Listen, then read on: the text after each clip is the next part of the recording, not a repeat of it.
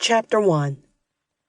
I'm telling you, Verlin, the man was as big as these here mountains and shaggy to boot, Mabel Hastings commented. She adjusted the floral scarf that covered her purple-tinted gray hair, tying it tighter under her chin. You don't say.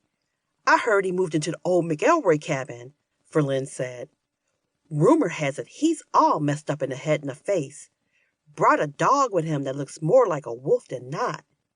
I haven't seen him, though. Mr. Willoughby opens his door special for him at night. She shook her head. Like he was a vampire or something. I guess so he doesn't have to be around us normal folk. Daisy Jones rolled her blue eyes as she waited in line at the local Piggly Wiggly. These damn old bitty gossips were running somebody through the mud again and were going to make her late to open the clinic.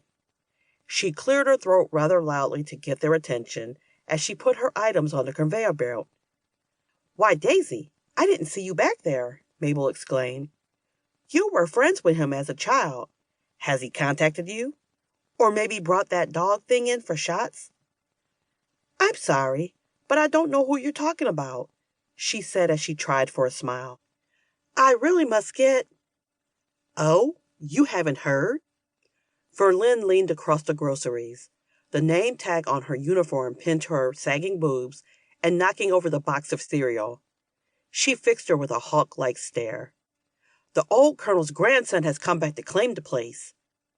Gideon? Daisy's head came up, whipping her blonde ponytail around and into the gum rack. She disentangled it as her heart skipped a beat.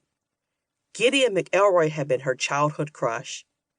10 years older, and to her young mind back then, 1,000 times more sophisticated, she had often dreamed that he would come back from serving his country to sweep her off her feet, and then they would live happily ever after. She sighed. Those dreams had been replaced with the harsh realities of life as a single parent now. Yes, and he's like a hermit.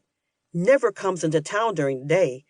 Very mysterious, if you ask me, Mabel sniffed. I know he's full of scars, but folks here don't pay that no mind. After the initial shock of seeing them, we would do our Christian duty and welcome him back to the community. Leave it to Mabel and her cronies to be insulted by a wounded soldier who doesn't care to socialize with the Ladies' Solidarity of the Watertown Welcome Committee from the Baptist Church. Daisy held her temper and pushed her items closer to Verlin, hoping she'd get the hint and check her out as she replied. I'm sure once he gets situated, he'll come around more often. It takes a while for those who have served to get back into the flow of small-town life. Out of the corner of her eye, she saw Mabel's eyes narrow. Verlin finally concerned herself with ringing up the groceries, casting covert glances at her friend as Mabel leaned closer. And some don't recover from it. She grabbed Daisy's hand, patting it in false comfort. I hope you're not still dwelling on your poor husband's death. It had nothing to do with you and your girl. He just wasn't right in the head when he got back from serving. Probably got it into his head that the child wasn't his. She does look just like you.